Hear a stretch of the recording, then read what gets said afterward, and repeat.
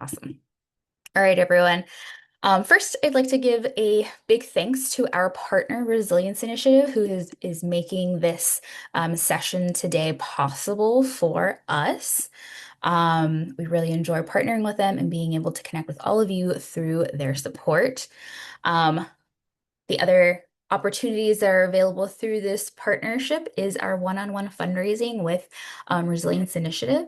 So, along with these Fundraising Friday monthly trainings, we offer Resilience Initiative offers up to 5 free hours of one-on-one fundraising coaching with our team here at Progressive Multiplier. So, if you need any assistance on, anything fundraising, revenue generation related, so communications, calendars, engagement pathways, any kind of coaching that you need, maybe just someone to chat with and vent fundraising with, we are here for you.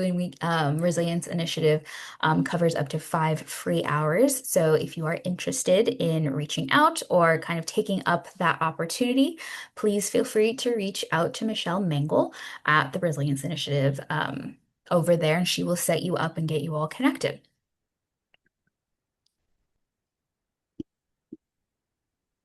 So, a quick intro. I know I see some familiar names and some folks who have joined Fundraising Fridays before. But just for those who are new, I wanted to introduce who Progressive Multiplier is. So, Progressive Multiplier's vision is a sustainable progressive movement with the scale and the power to achieve justice, realize democracy, and restore the environment. We believe that money multiplied is change amplified. So, we help the progressive movement groups achieve sustainability and scalability through their catalytic revenue generation capacities and diversifying financial capital. So really, we're here to make sure that fundraising doesn't feel as scary as it seems to be for a lot of us, or, really overwhelming. We are here to help support the movement and make sure that those of us who are doing the work on the ground are fully resourced and supported. If you want to hear more about Progressive Multiplier and how we do our work, please feel free to visit our website at progressivemultiplier.fund. A little bit about me. My name is Sabrina Orozco. I use she, her pronouns. I have been a fundraiser. I've been in the fundraising community or landscape for the past 15 years. It is very scary to now realize that. I think someone pointed it out the other day that I was still saying, like, I've been doing this for 10 years. And they're like, actually, and that was very rude of them to do so. But I have been fundraising for the past 15 years, mainly focused in progressive nonprofits. I've worked at the wonderful organizations like National Immigration Law Center and Planned Parenthood Los Angeles. I believe it or not, did not grow up wanting to be a fundraiser. This was the last thing I think anyone could have convinced me that I would be doing as a career when you talk to me like in high school. The spring fundraiser for the debate team, I was on the debate team in high school, was the worst time of school for me. I hated fundraising. I hated asking for money. I hated it. It gave me the ick. So if you would have told me, Sabrina, X number of years from high school on, you would be running, you'd be, talking to a room full of fundraisers, advocating for fundraising and telling them that it's not going to be as scary and promising that to them, I wouldn't believe you. Yeah, I don't think any of us planned on doing this work. We all kind of fell into it. I have yet to meet someone who has said they wanted to be a fundraiser from the very start. So if you do know any of them, please send them my way. I'd like to talk to them. Um, all right, all. Oh, Will, actually, can you introduce yourself really quick? I have a colleague on the team who is new. Will, can you give yourself an introduction? Sure thing. Hi, everybody. Will Easton, he, him pronouns. Like many of you, yes, I fell into being a fundraiser as a grant writer when I was a program director back in my 20s, in the late 1990s. So was a grant writer, moved from there into digital, a lot more grassroots funding over the next couple decades. I'm one of the newest members of Progressive Multiplier and really excited to be here and help you guys figure some of this stuff out. Awesome. Thank you so much, Will. So today, Will and I will be talking to you all about relational fundraising. And Some of the learning objectives that we hope you all will be able to walk away from this session with is to learn how relational fundraising subverts the unhealthy narrative of donor delight and fosters power shifting instead. Two, it understand that you understand how to assess your readiness for relational fundraising. And three, that you'd be able to create a plan to build relational fundraising into your fundraising plan. So through today's conversation, let's see if we can get you all to these 3 points. So overall, we want this to be a participatory learning space that's safe for everyone. We're all here to learn from each other, and I want to be super clear that this is very much an ask all the questions you can possibly think of space. If you're not clear, chances are that someone else isn't clear either. We are here to learn from each other and be in community. So what stays here, it's said here stays here, and we are all in a safe learning space. So feel free to come off mute, ask the questions. Put your questions in chat. Let's just hang out today. So before we get into the material, let's get real. I know there was a lot of words coming in when we all introduced yourselves into the chat about, how you're all feeling with fundraising, and just from the general consensus, it wasn't all sunshine and rainbows. But I wanted to talk about how much we dislike fundraising. So on a scale of 1 to 3 in the chat, go ahead and drop in how you feel.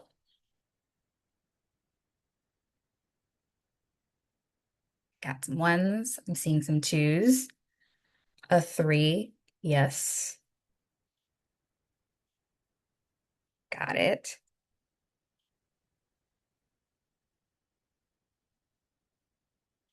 We've got some ones, twos. I see some threes. Generally, I think the most of us are coming into fundraising or have come into fundraising at a lukewarm pace, right? It's not our first kind of love that we come into this work for, and that is okay. So most of us, I think, were really taught either explicitly or implicitly that our job in fundraising is to make donors feel special. And I know, speaking for myself, that has always kind of been the drawback of fundraising and why I didn't want to really get into it. I remember one of my first jobs in fundraising was for an organization where we used terms like, we couldn't do this without you, and, these folks need you.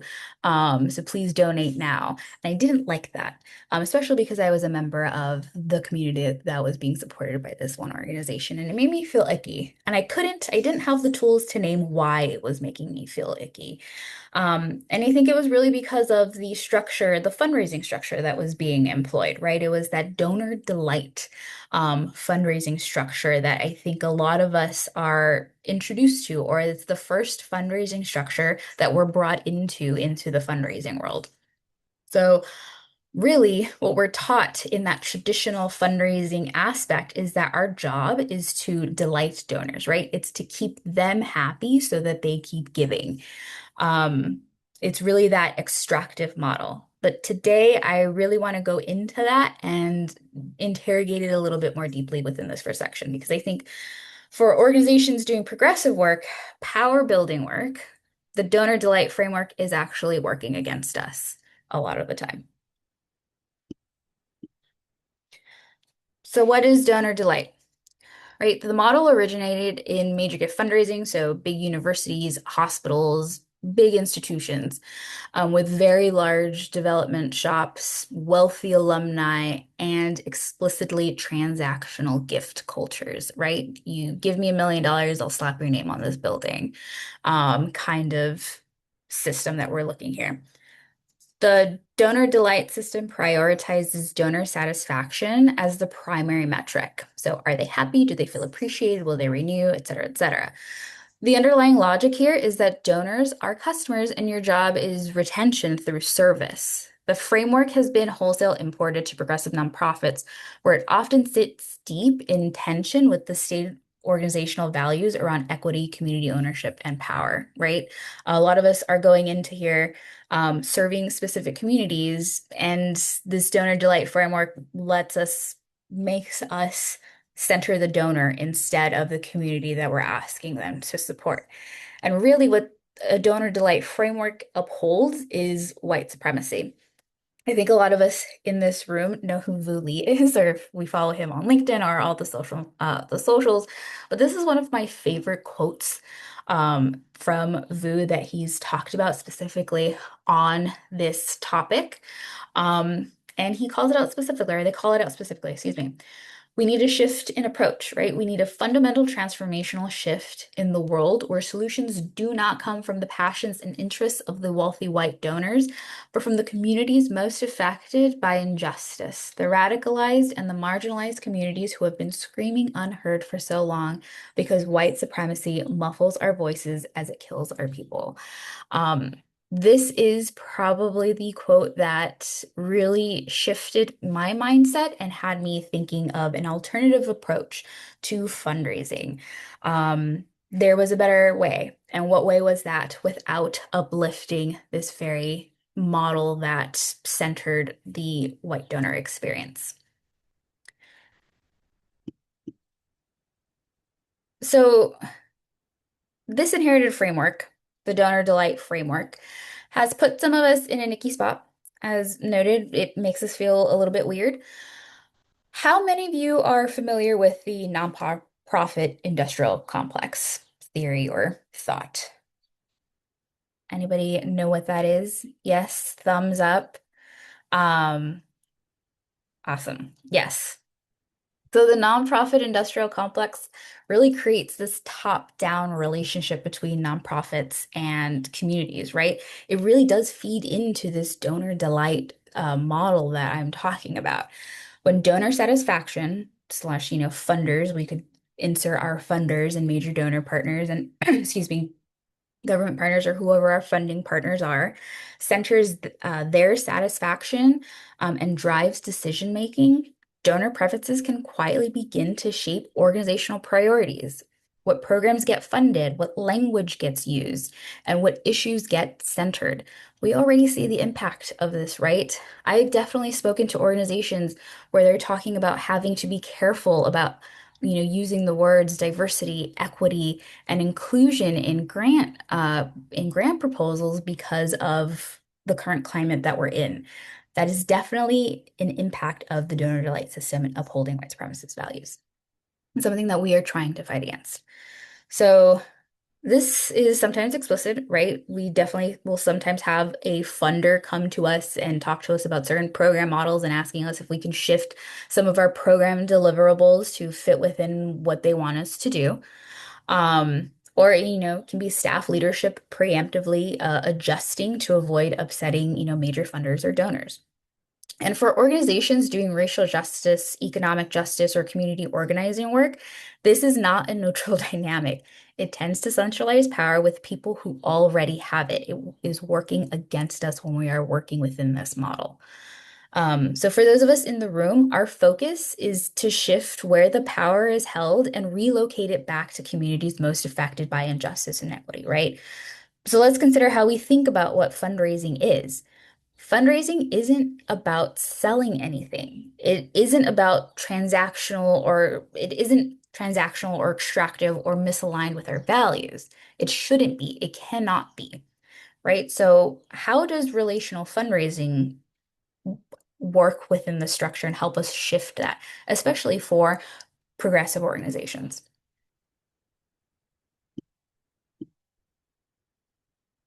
So what relational fundraising offers instead? Relational fundraising, as we're discussing it today, doesn't abandon donor care, it reframes it. The goal is not to delight donors, but to invite them in to a shared accountability into the mission. For those of you who come from organizing, this is essentially a base building model applied to fundraising. In community organizing, you don't build relationships to make people feel good, right? You build relationships to develop people's power and move them to action. Relational fundraising borrows that same logic. The mechanics are almost identical here.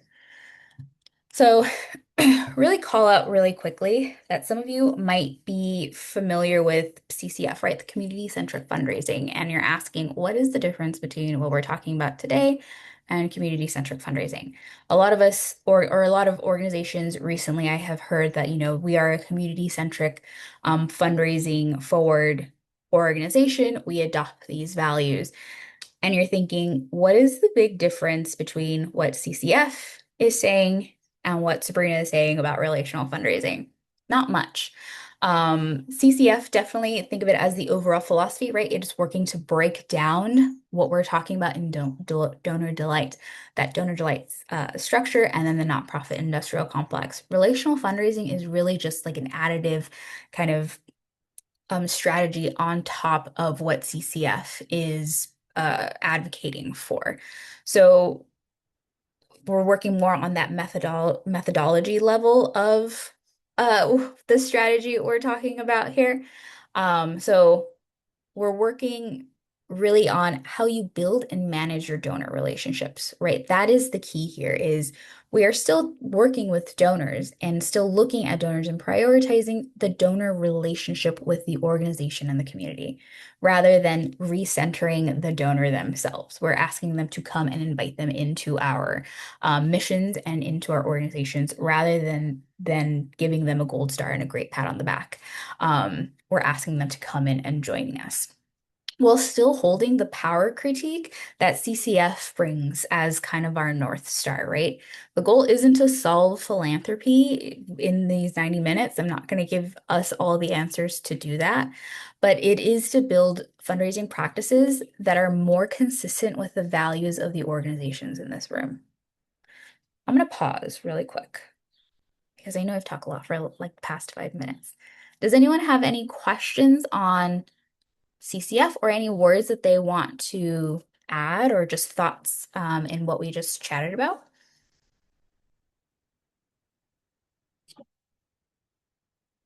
Does this resonate with you? And does this seem like something that you might already be doing? Or are you noticing that, like, actually, yeah, we're kind of falling into that donor delight trap a little bit, and I didn't realize that?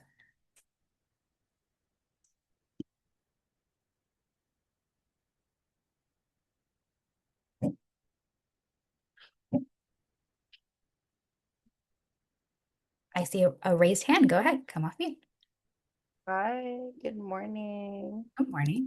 Um, yeah, I can share. I actually feel like the organization that I work for tries to do this model, but for example, like I work in like primarily like a documented community.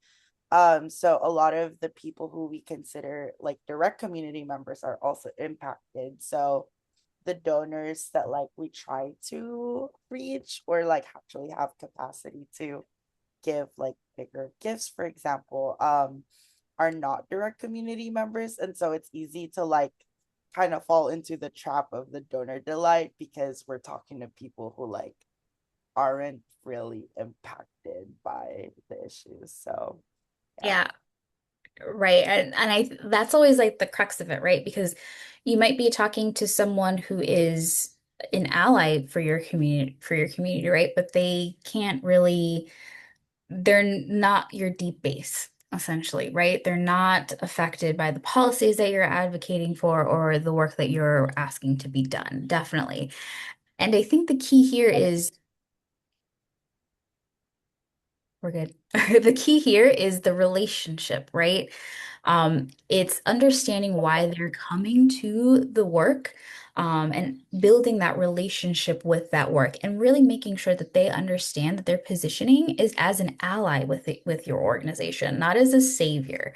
That is really the conversation piece, right? It's not to immediately like stop talking to all folks who don't align with your deep base and decenter them. It is to center their relationship with why they're coming. Everyone is coming to your organization and giving to your organization with good intent. They are raising their hands because they think that whatever mission that you're working towards is important and they want to be part of it. So that want to be part of your mission, that's what needs to be centralized. And that's what relational fundraising is asking us to do when we're thinking of strategies on how to engage our donor audiences, is to center their intent of why they're coming to us to fundraise and not that they came to us at all. It is we are thanking you for wanting to be here. That is it. Not for the action of actually giving you money. Anybody can do that, right? That should be decentered and lower prioritized. Like anybody can give me $50. What I'm thanking you for and what is important and should always be prioritized is your intent for coming here and being in partnership with us. So that definitely does take some intentional framing and some intentional footwork on your part to make sure that when your donors are coming to you in this space, that they are building a relationship with your organization and its mission, that it is a two-way street that is happening here. So I think that is the main difference when you're looking to transition from a donor delight framework and, that savior complex that a lot of us, I think, who were trained in the traditional sense or walked into a fundraising shop with a traditional fundraising overlay on top of it, come with it, right? It's our shift, the relationship to the organization and the mission, and not them. I definitely see some questions in the chat. Um, Misha, you want to learn how to specifically apply this framework to donors themselves? Absolutely. And there's definitely strategies that we can do that. And that includes the way you talk to them, right? How you're framing your messaging, how you're framing your outreach and stewardship points. And we'll get into that into um, a little bit different. Awesome. So I will move on. So how does this look like? A little bit. The central idea is that donors give to people and missions they trust, right? Not to organizations. Every interaction should deepen the trust, not just ask for money. So, this is especially powerful for progressive organizations where values alignment is a strong motivator for folks giving. Today, especially for the modern donor today, we know that the donor is giving to people and missions they trust, not organizations, right? You can be this huge organization with this, marquee level name in the movement, but some folks aren't going to be moved to give to you just because you're I don't know, the ACLU and your name is really popular. Some folks don't give to that, right? They give to the mission and what you're doing. We are now seeing that the modern donor today is definitely more informed than they were, even 30 years ago. So relational fundraising is not a tactic that you bolt onto an existing program, right? It's a methodology that is applied to overall revenue generation tactics and ties directly back to the organization's mission and vision. Ariane, I hope I pronounced your name right, says in the chat, as an intermediary fund, it feels more challenging to implement this model. We support many communities across the country and don't want to burden our grantees with hosting our donors as well.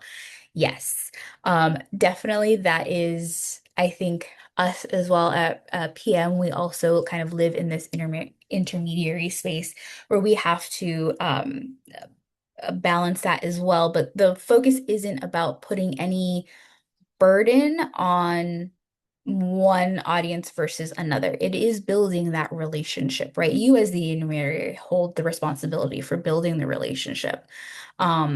But it's building it in a genuine way, again, with the mission and the vision that you all have, and not tying it to, the specific organizations or groups in doing that. So it's definitely more of intentional framework of reframing what the point of the relationship is with the organization, between the organization and the donor at any one point.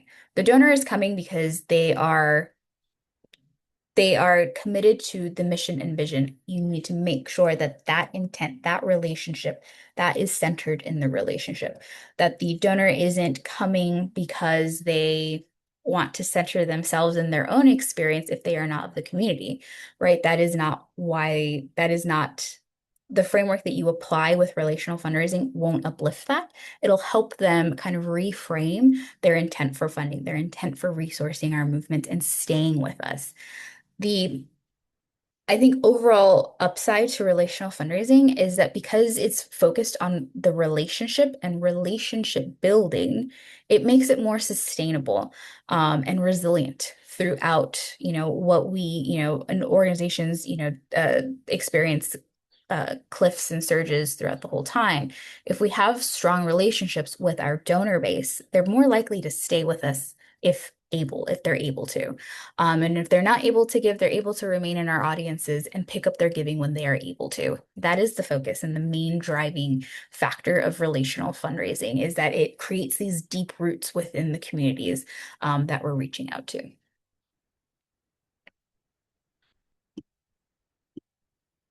So, how do we know if we're ready for it? um, and assessing how to build in relational fundraising. Again, because I'm talking about it not being just this one tactic, right? It's moves beyond just a peer-to-peer campaign or a membership campaign. Relational fundraising is kind of like the overlay and overall roots of what you should be building your fundraising strategy on. So how do you know that you're ready for it? Well, relational fundraising requires organizational conditions to work. Overcommitting without infrastructure creates broken promises and staff burnout. So before you build the plan, how ready are you? No organization will ever fully be ready, right? The goal is an honest diagnosis, not perfection. So readiness factors. There are 4 factors here. So the first is data and systems. So data and systems are the foundation, right? And I want to be honest with you up front. This is the one that tends to produce the most discomfort in rooms like this one, because most small and mid-sized progressive orgs are underinvested in this area. And most of us know it, right? What we're really asking in this area is, do you know who your donors are individually well enough to treat them as people rather than transactions? Functioning data tells the story of your donors. So without it, every donor interaction starts from scratch, and building lasting relationships is next to impossible. So your and systems infrastructure is very integral to this. I, saw earlier in the chat that we are frustrated with our systems and the CRMs, right? And that can definitely be impactful here. Will, I see your hand is raised. Do you want to add? Oh, you're muted, Will. Oh, I thought I'd click that button. I just wanted to throw in as a corollary, along with the CRM, is the sort of the training and the support and the 100% buy-in of adding information into that system, such that if somebody gets hit by a bus, all those relationships aren't lost, and that's hard to do because, like, I know that donor. They're an old friend of mine. I brought them into the organization. Why should I keep notes on when we last met? That's all up here. Well, the sustainability of this effort depends on having other people having access to that information so that when they call in or want to talk to the executive director can look, oh, yeah, that's Will's friend from so and so. Write it all down. It needs to be in the system. It's hard to get people to do that. Yeah, absolutely, right? Put it in the system, put these anecdotal notes, but also like when you're moving away from like the major donor framework as well, having clean data, even on your grassroots donor, even on the folks who, access and read your newsletters, even, and understanding just a little bit about who they are and their relationship to your organization, maybe what link they clicked to sign up for your newsletter. Did they sign up for your newsletter through an education blast or, however they came in? Those are notes on the relationship between the donor and your organization. And if you don't have clear data tracking how they're coming in and what their behavior their behaviors have been with your organization in the past, it makes trying to build this relationship very hard, right? Think of it as, not being every time you see your best friend, you forget the basic details about them. You forget that your best friend doesn't like pickles and, you go and invite them to like a pickle festival or something. You're not building an authentic relationship with them because you're not showing them that you understand who they are. Um, so that's what a strong data and systems foundation adds to this and why it's an important factor in your readiness to start applying a relational fundraising structure to your strategy. So the second factor here is staff and capacity. This is the one where I most often hear we just don't have the bandwidth, right? We don't have the bandwidth to do this. I am a one-person shop, I'm a two-person shop, etc. And I want to sit with that for a moment because it's usually true and it's also worth calling out. What this area is really measuring, though, is whether your organization has created the conditions for relational work to actually occur, and not whether you have a large development team, because most of you don't, and most of us probably never will. What it's asking is there at least one person with protected time for proactive relationship management? Does your team share a common language about what relational fundraising means in practice? Do you have the bandwidth to reach donors between asks, or are you only in contact with your donors when you need something? I'm going to ask that question again. Are you only in contact when you need something? Are you only sending e-blasts to donors? Are you only talking to your institutional funders when it's renewal time? Are you only reaching out when you need something? And if the answer to this question is no, if the answer to this question is yes, you're only reaching out at times when you actually need something, I'd hate to break it to you, but you're doing transactional fundraising, right? You're doing transactional fundraising with good intent, but it's still transactional. And you're treating your audience like a thing. You are not upholding your own values that you've set in your organization with your donor because you're not showing them that their relationship with your organization is important to you, that they are part of your community and they're a partner with you. So we need to sit with that a little bit. And there are ways to build this in. And it makes us feel uncomfortable. Sabrina, we got a hand raise from Diane. Oh, Uh, Diane. Presumably no relation. No. No relation. We're both from LA though. Yes. I'm looking at the point around like having and our organization is looking into building out, identifying and then implementing like relationship management Mhm. um via CRM. But I'm wondering like in the context of like a base building, community organizing organization, um should it be one person kind of like overseeing the relationship management for the fundraising and the donors? Like in my mind, they should all be in the same CRM. Mhm. Um, I don't know if you have a recommendation there.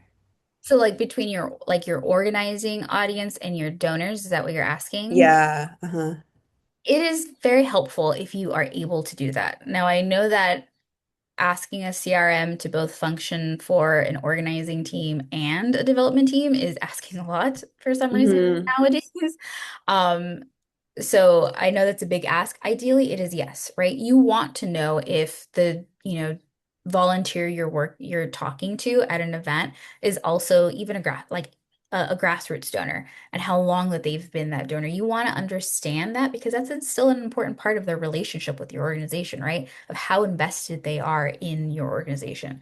So it would be ideal if there was a communications share between, the relationships on the organizing side and the relationships on the donor side. So there should be some kind of, if you're in your CRM, if you can build it in some kind of list or tag or indicator that they're part of your organizing and base building too, right? They're part of your canvassing team or your canvassing volunteers, as well as being, a a recurring sustaining donor, or they gave to this particular mutual fund, and that's how they came in and started volunteering with your organization. So the answer is yes, if you are able to share that information with both. Thank you. And then Emily, sometimes it feels like we're bothering donors when we reach out too much for catch-up meetings or getting up or setting up for donor briefings. What else can I share with them in between asks? And how else can we approach donors in the in-between phase? Yes, Emily, I'm going to ask you to put a pin in that because we're going to talk a little bit later in this session about calendaring that out and how to calendar that out and like the basic rules on touch points and how many touch points we should have with folks. So put a pin in that, and then when we get to that, I will re-raise your question here. All right.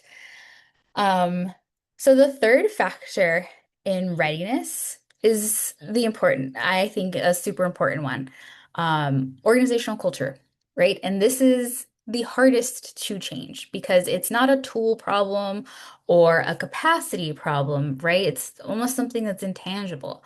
It's a leadership problem. And that makes it the dimension that most directly affects whether relational fundraising actually takes root in your organization over time. So what we're asking here is, does your leadership model relationship building as a core function of the organization?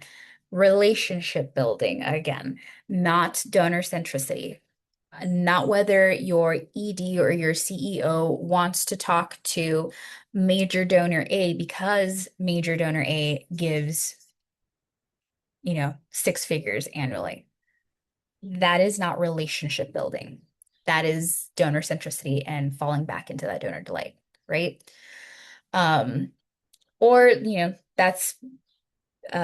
your leader or your CEO or the ED or leadership really centering fundraising as something that the development department does, and they don't really play a role, and their role is very limited, and really siloing what the program is, and not being really participatory in there. This is particularly relevant for progressive organizations or organizations working in base power building, because the willingness to slow down transactional fundraising in service of the longer term relationship investment is super important. CCF, I think folks who run in that community-centric fundraising model, one of the big highlights there, or what a lot of organizations working under that CCF model, what they will say is they will decline a gift, right, if it isn't coming from somewhere that is values aligned. This is in model or in tandem with that, right? We are intentionally slowing down our transactional approach with organizations, or that transactional fundraising aspect in turn, like in service of that long-term relationship building. That is where relational fundraising and CCF are definitely aligned. We are again putting aside that transactional, you scratch my back, I'll scratch yours methodology, or thinking that we traditional fundraising has, for that long term. I want to get to know you. I want to understand why you, the donor, are coming to me. Let's build a communication pathway and a conversation between us so that we can build a relationship. So the fourth factor of readiness is the donor base, right? This one is important to assess honestly because it tells you something about your starting point. Not whether you can do relational fundraising, but what you have to build from. The key question here is whether you have what I'd love to call a loyal core, or your deep base donors who have given 3 or more years in a row, who open your emails, who have told you at some point that they give because they believe in the work, not because of a gala ticket or matching gift deadline, or because a friend asked them to that one time to donate, because they are genuinely invested in the mission. That core of donors is the foundation that relational fundraising grows from. So readiness is a spectrum. It's not binary.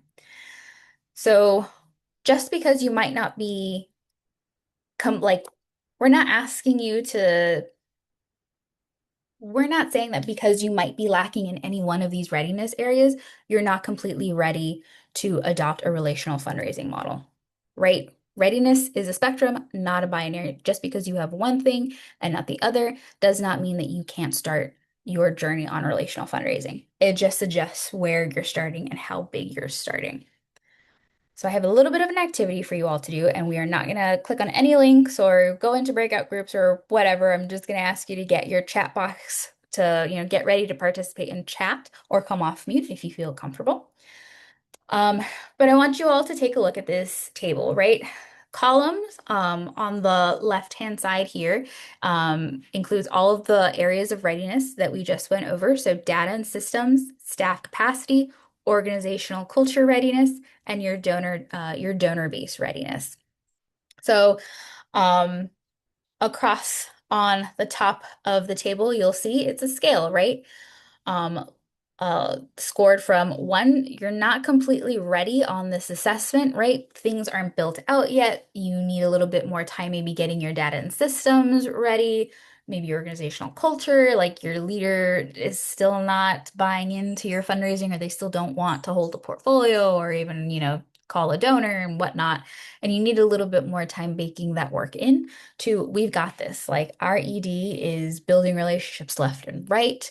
The right people are talking to us, our data systems. I can give you a list on the most specific criteria of who our donors are, to, our donor base, they're ready, they answer all our call to actions.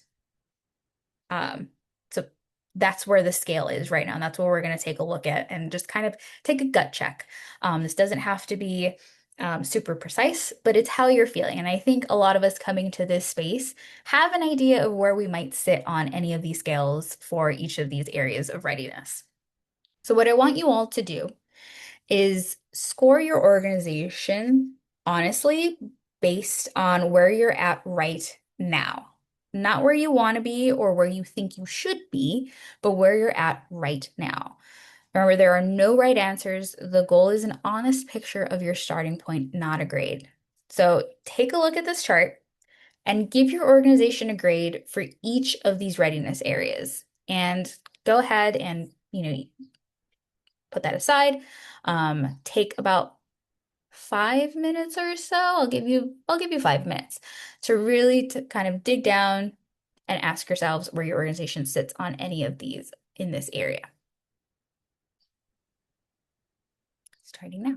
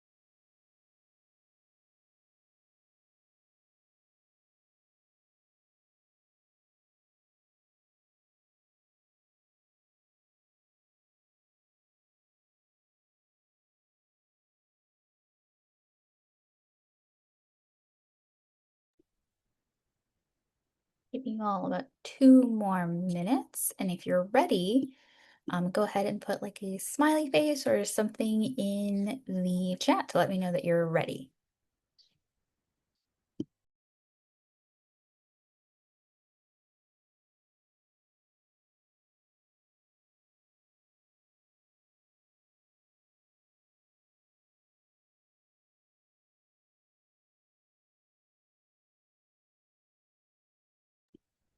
Awesome. So it seems like the majority of us are giving thumbs up, happy faces, ready. How did that feel? Scoring yourselves.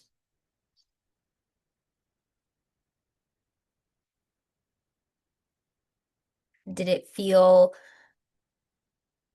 maybe eye-opening, or maybe it was hard to give yourselves an honest score? Or did it feel like, yeah, this is what I've been talking about? All I was talking about, there's lots of work to do. Go ahead, Nat. Yeah, I think it's not surprising. These are all aspects that I've been really focused on. And I guess, writing it all down and focusing on it kind of puts it in perspective that these are really important and these aren't issues that should be overlooked and passed down. We'll focus on that next month. Next month, it should be something that gets prioritized. Yeah, absolutely. Because these are the foundations on how your strategy works, right? I think when we talk about like organizational culture, and like staff readiness and capacity and all these things, it is easy to just be like, I don't have the time for that. I need to put this off, or like we'll talk about this during, when we do our strategic planning. Like that's the place to have these conversations and to start preparing for that, is at that one time during the year when we're doing annual planning. And we put it off till then. But each of these areas are absolutely foundational to our overall strategy and how we get the work done. If these aren't centered and we don't have these set in stone and in place to be able to work from and grow from, we're going to get ourselves in that cycle and things don't change. So they definitely should be prioritized. Um, I was reading a comment earlier that was saying it's good to, get everything, uh, gauging where you're at, or Emily said here, like it's good to gauge where we're at. Uncomfortable because there are some things that need to change. Yes, these are hard conversations, and these are all intentional changes that we need to make within our organizations if we really want to change how we're one, generating revenue and who we're generating revenue from, right? So that we don't get into those uncomfortable relationships with a donor who wants to basically make our organization their pet project. But so that we can properly serve our organizations by being values aligned and living up to the values that our organization is trying, to realize in the reality. So Marisol, I see you're sharing here your scores. Your data was at a 2, your staff is at a 2, your org is at a, your organizational culture is at a 3, and your donor base is at a 1. The thing here too is that you know where you're at, right? Having an understanding of like, we're early stages, we're kind of there, rely on those things and know, use this data and this gauging to be able to set up your plans and to what needs to change first. And how can we use, you can ask questions by yourself of yourself, like your organizational culture is pretty there. You have your backing of your leadership. Your leadership is really focused on relationship building. So how can you use their support for relationship building in your organizational culture to maybe bump that donor base level up from a 1 to a 2? What are the strategies you can implement there? Use your strengths to kind of pull the others up. Does anybody else want to share?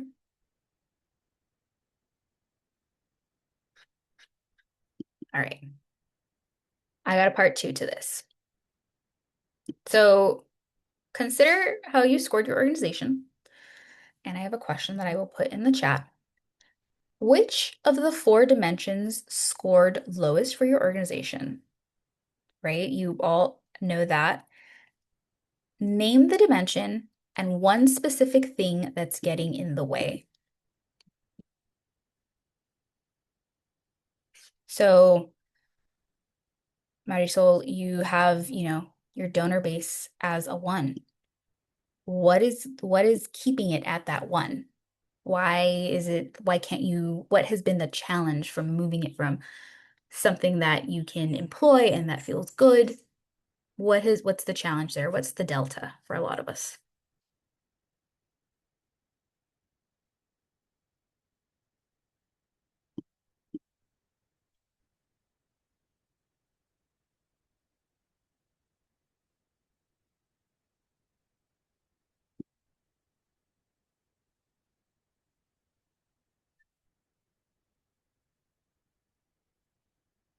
Mhm. That's really tough. Nat or culture, ED and board are not on board with logistical lift that goes into relational fundraising. That is very tough. We are asking for an investment, right? This this work definitely needs an investment here. But hopefully we can, once we get to like the operational aspect of our conversation today, we can find ways to help fold that in. Marisol, we don't have the right staff, or mostly really we haven't really invested in our staff to learn about it. We were all scared to ask for money and we relied on our grants. Yes, Marisol, I can definitely hear you as that I at the top right of the session, I talked about that I don't like to ask for money. I don't think anybody will be surprised here to learn that I was on institutional giving teams for the majority of my career. I sat and wrote proposals and grants. You could ask me to do that all day, every day, and that always felt more comfortable than sitting in on a major donor conversation. But I really do think that when you start shifting to a relational fundraising mindset, it makes it a little bit easier because you're not there to ask for money. You're there to ask them to invest in your organization, right? You're asking them to build that relationship with you. You're asking them essentially to join in partnership with you. And one of the things that they can do, as part of their relationship with you is to support your programming, to support the work that you need, through resourcing. There's also, little language shifts that you can use rather than, can you donate X amount of dollars? Are you willing to, provide resources for our program? This is what we need. And talking about that. So definitely shifting to a relational fundraising mindset, I think can actually help ease staff who might be uncomfortable with fundraising because of our relationship with money. It's not a secret that I think a lot of communities of color and people from underserved communities have very uh, uh, what's the word I'm looking for? The relationship with money isn't really straightforward, right? We have complicated relationships with finances. So definitely asking for money is uncomfortable for a lot of folks. And it's acknowledging that. And it's learning how to have the conversations that we're comfortable having. That's what makes a successful relational fundraising model. We don't have staff for it, or culture. I'm seeing a lot of, I'm actually seeing a lot of org culture here. And that's really tough, especially for organizations our size and what we're doing, right? Acknowledging that. Part three, last part of our activity today, and really level setting where you guys are at. So I want you to flip it. You let me know what the most challenging areas here were for you. But what is one thing your organization is already doing, even if it's imperfectly, that you could build relational fundraising on top of? Not what you wish you had. What do you actually have right now that you're looking at and you're thinking, I can build? So it could be a loyal volunteer base, maybe that one board member who's genuinely good at like being on the phone or talking to folks, and who's good at checking in.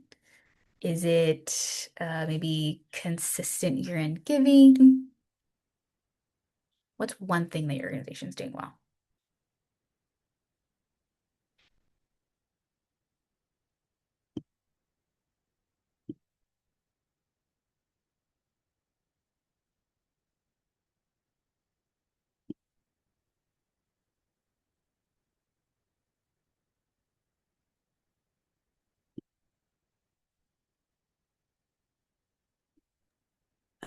I'll share, I think like for inner city struggle, there's like our leadership.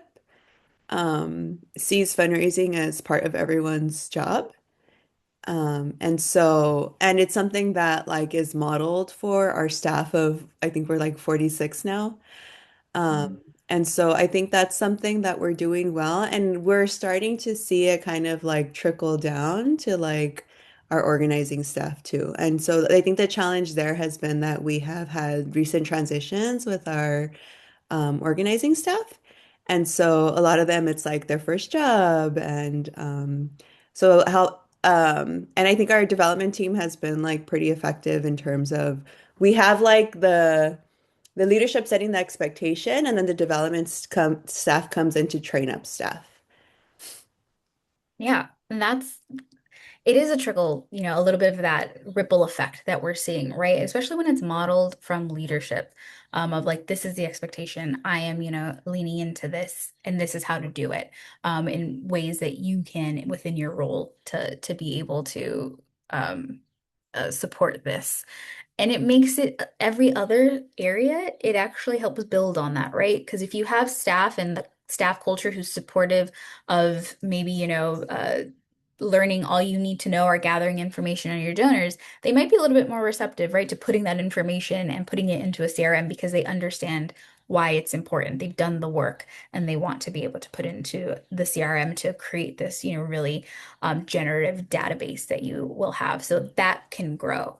If you have that strong donor base, being able, I see folks right here, um, we're talking about Vita talks about, she has a very active member and donor base. So how can we go ahead and kind of use that as our, seed starter a little bit and grow that? And they're asking for things to do.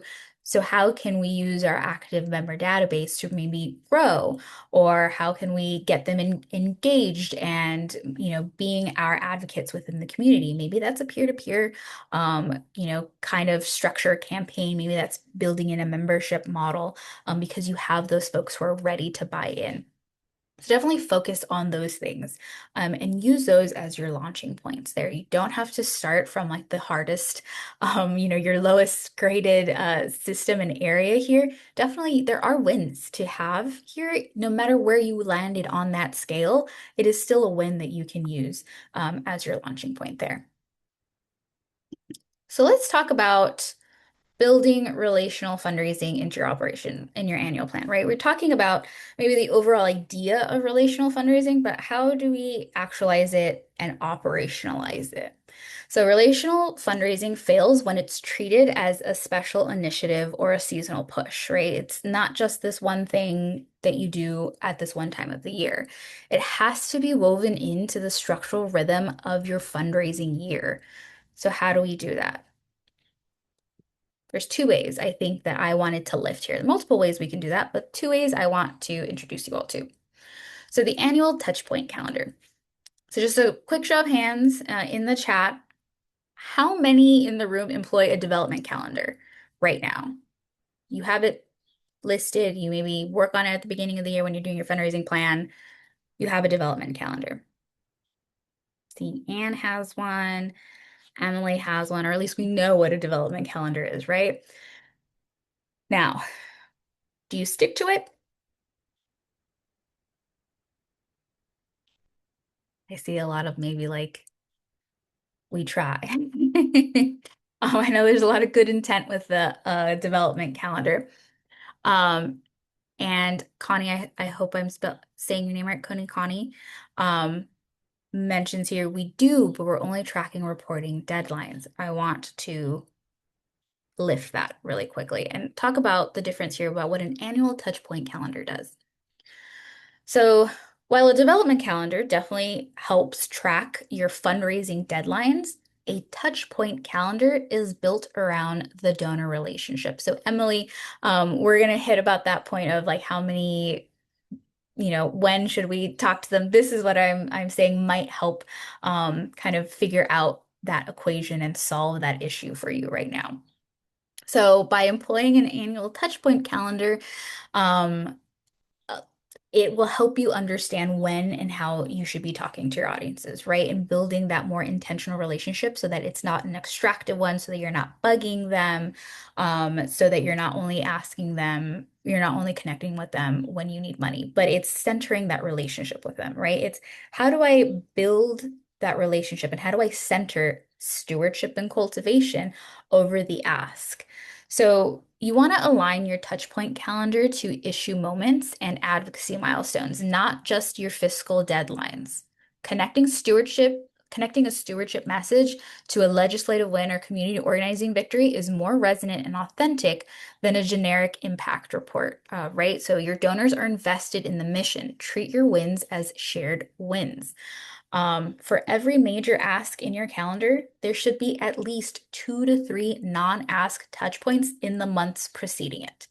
So you should never lead with an ask for your donors. Always warm them up. Remind them that they are here because they came for the issue, not to give. That is the point of relational giving. You're reminding your folks that they are here for the issue, that they are here to support the mission, and that you know that as the organization, that you know that they are here because of the mission and not because they have money and the ability to give. So map out 2 to 3 non-ask touch points before you actually do your ask. So map your calendar on 3 tracks, right? A stewardship track, a cultivation track, and a solicitation track. The rule of thumb here is that donors should hear from you 5 to 7 times per year, with no more than 2 to 3 of those being direct asks. Yes. So none of those being direct asks. If you're asking your donors for If you're asking your donors to give more than you're updating them and building your relationship with them, that is a transactional type of relationship that you're trying to build. It is not authentic and it doesn't deepen the relationship with the mission that your organization is trying to build. That is where you get the unsubscribes. That is where you get the unopened emails and the marks as spam. But if you're connecting with with your donors in that authentic way of like, hey, I thought you'd really like to hear about this legislative win. This is what we're, doing, learn more here, and maybe a soft ask of like, learn how you can support here, and then a click away maybe to a donor page somewhere else. You're being very intentional about building that relationship. And Will, you want to jump in? Yeah. Natalie had a comment in the chat there saying, "Can you give an example scenario?" And a couple popped in my mind that I've engaged in and found them very, very helpful. I posted way up the chat there. One of the most effective things I've seen done, it typically like monthly, do a briefing with the executive director or somebody who's on the front lines, out there in the streets administering the services to the homeless people. Clyde Foundation is an example I'm thinking of. And you can put that out there and say, hey, the first Wednesday, we're always going to be doing these supporter briefings. Please join us if you'd like. And if you're in a tight geographic area, you can do that in person. A lot of you would have to do it on Zoom for a bigger national organization, something like that. But just the supporter, the donor, knowing that they can attend those things, they've been invited, can really just be as much of a positive impact of as their attendance at the. Now you want them to attend, of course, and you also want to think about, well, what's the next ask up? What, not necessarily financial, but hey, maybe you're starting a house party program or something like that, that just have something available when they're all excited from learning how the programs are going. Have something there for them to sign up for, to get more involved and take one step up the ladder. I would also, there a little trick I used at Mozilla Foundation on this. What for the cultivation track, we would do. This was typically in early December. We would try a big campaign around Giving Tuesday, and then it would be quiet, and then we would ramp up for end of year, the last few days of the year when a lot of gifts are given. And we did some program updates and put a conditional on there for just the bigger donors. I think it was $100 or more. Mark Sherman was the executive director I was working with, and his assistant Sarah was willing to do this. So our email addresses were the first initial last name. So his real business address was msermon@mozillafoundation.org. We set up a box that was just Mark at Mozilla Foundation. Sarah agreed to check that, and we put a little paragraph at the bottom of it of all the emails saying, "P.S. want to thank you again for your support. If you have any questions about our programs going into next year, please just drop me a direct line, mark@mozillafoundation.org." So Sarah would check that, and he only got something like 3 or 4 emails, and a couple of them were real, donors, but it made him very available to anyone who was a significant supporter, and I think that had a pretty big effect on our on the effectiveness of our campaigns. Yeah, well, I think that Connie, the what you're asking here, I think that can be applied to your individual donor base, right? Making yourselves available to build that relationship, no matter what the level of your donor is. Obviously, you have to consider capacity. There's that area there to figure out there. But I think it's making sure that when you're talking to your individual donors, that you are still making yourselves available and willing to build the relationship. So, what appeals to that individual donor? Your major donors are definitely different. They're coming to you for different reasons, and they are able themselves, major donors might have different capacity than an individual donor, right? I do not have the time as a, $10 a month donor to my local PBS station to, go to an event or a funder briefing than maybe the major donor who lives out, in the Palisades has on like a Wednesday afternoon. I don't have the same capacity either. So meeting your donors where they're at and where they're willing to meet you is important. Maybe it's a once a month, like here's like a recorded webinar that we had. Thought you might want to watch this. Love to hear your thoughts at, this, and set up that account to make it more individualized while still being protective of your capacity and your ability to do those work and maintain those relationships. It definitely takes a little bit more thought behind what y'all can do and what you all want to promise. But I think that's a suggestion of making yourselves available. I'm gonna move on really quick because I want to show you what this can look like and how I've employed a touch point calendar before. It looks different than a development calendar, which is really what I wanted to showcase here. Where in a development calendar, you will see, right, the goal, you have a dollar amount, how many donors participated, what's your net here, the expenses versus all that stuff. A relational fundraising annual touchpoint calendar absolutely emphasizes stewardship first, cultivation second, and then maybe your solicitation where that's at. But you'll see here that, for the major and key funder donors, there are 2 asks, there are 2 touch points that are not solicitation that happen before the solicitation, before they get their spring campaign letter here. They will get, another 1, 2 months before a second push. There's always something that is ahead of the solicitation here. So you're making sure you're aligning those and you know what you're talking to them about when, so that you can warm them up so that when the ask comes to them, it's not like a shock of like, I literally haven't heard from you in a month. Now you're asking me for another $100, or you just asked me, I just gave you last month. What are you talking about? So you're mapping your touch points and your engagement with them intentionally. So this is the difference. It can definitely be used in tandem and overlaid with your development calendar, but this is the difference between a touchpoint calendar versus what your traditional development calendar might look like. Sabrina, everyone wants this template, so if you could share it along with the other materials afterwards, that would be great. Definitely. I will put it together and I will send it to you all. I was trying to look through my old things. I'm like, what does this look like? So I will definitely create a blank one so that it'll be shared with you all with the recording and the deck as that gets there. So quick question for all of us here. Does your organization have a shared system for tracking community relationships?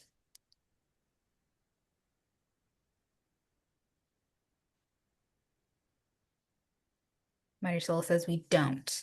And this is might speak to the point that Diane was talking about earlier when we were talking about the data systems, about like who owns that relationship and like putting those relationships in the database, whether you're organizing relationships and your development. relationships? Is there right now a shared system so that your programs team is talking to your development team about the relationships? Most of us don't. And I know, yes, this is a shared problem. I had it myself working at the organizations I did. Sometimes I'd be super surprised as the institutional person doing the institutional funding to learn that my advocacy, policy person here has a really close relationship with this program officer at X Foundation. And I'm sitting here banging my head on the keyboard, begging this foundation to, just please read my my LOI. And then I realized, like, oh, you're best friends and you just went to coffee with the program officer I've been trying to write. Why didn't you tell me this? This is a huge problem. Um, and we absolutely need that gap needs to be closed because people who believe in your work enough to give their time often have the capacity to give. Right now, hold on. Um, I'm missing a slide here, but it's okay. So they the people who give, right, have the who give their time absolutely have the capacity to give financially when asked. Most of the time, our programs folks are interacting with our folks in our community or potential donors in that non-fundraising space, right? They're coming to them as volunteers, maybe colleagues within the field, right, to talk about like what's happening at that programmatic volunteer space, not in that resourcing space. But we know that if they have their intent and their relationship with the mission and your movement is enough that they are interacting at any level with, whether you're a colleague or coming in as a volunteer, they they might have the capacity to give financially when asked, but the ask has to happen well. So the fundraising, organizing, collaboration pipeline has to be kind of central to this. And it is one of the most underutilized tools that a progressive organization has, right? Is that potential overlap between your organizing relationships and your donor relationships. So how do we make sure we're utilizing these advantages? We have to make sure that we're sharing data between our organizing and development teams. They have to talk, even if it's a meeting, right? A once a month, like what's happening, who are we having conversations with? That can be like your starting point, right? Donors, your fundraising team comes in, your organizing and programs team comes in, and it's who did we have conversations this month? You will learn a lot, even if it's just a 1 hour meeting once a month. Has to happen.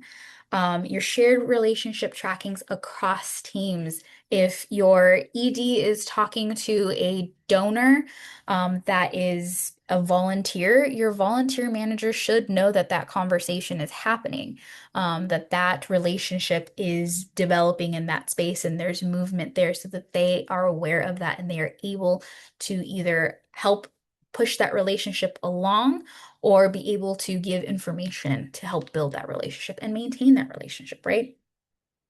You have a shared framework. Fundraising and organizing are both about building power. One of the most common arguments I get is my people, my volunteers. I don't want my volunteers being asked for money. I don't want, my volunteer base to go away because they're annoyed that they're getting asked for money.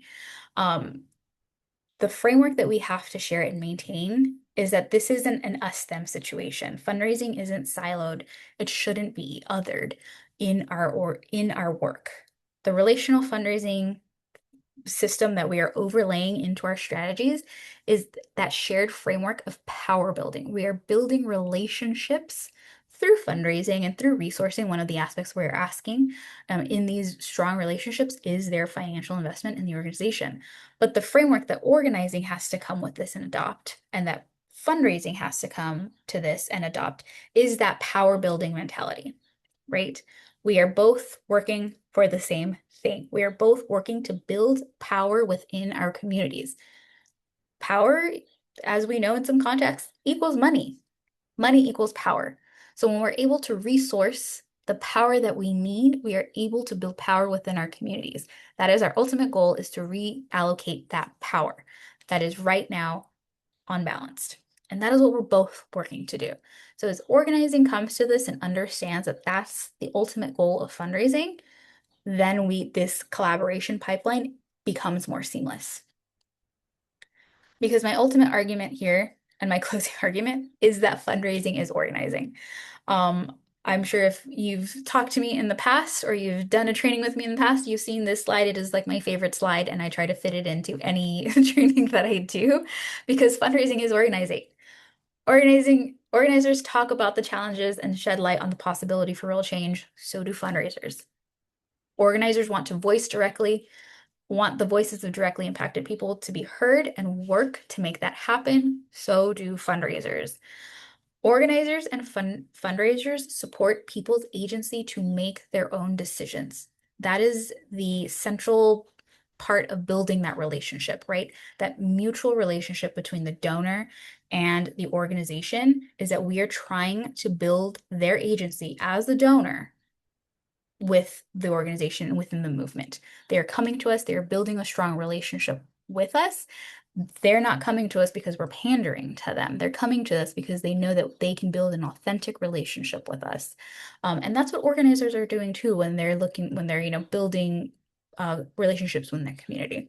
We are doing the same things. So understanding that we are coming to a central goal is going to be important, especially when we are trying to adopt this relational fundraising framework on top of our on top of our the work that we're doing every day. We only have 10 minutes, and I want to make us available for questions right now. But I do want to learn in the chat, what are 2 things that you learned in today's training? Come off mute. You can put it in the chat. But I'd love to learn what you all are taking away today, even if it's another question. And while you guys are doing that, Will, can you actually share the link for a survey we have? Just our small ask in building our relationship with you all. We want to learn about just some feedback you might have on this training, future trainings, what else you guys want to see during these conversations. We'd love to hear from you. So Will is about to drop that survey link into the chat. And if you can take that with you, we'd love to hear from you. So a few folks have put in here. Spark new ideas about how to steward and cultivate, reinforce the need to track data. Yes. Feel confident moving forward. Thank you, Will, for posting. I will actually go ahead and copy so that I can keep putting that in. The need to have those templates. Need to start building a stronger staff for this, getting them ready. Opportunity to find our board isn't more involved in how to change that. Yes, your board definitely is an asset to your organizations. Please engage them in this model. Need to create touch point calendar. Yes. Learned we have the right conversations.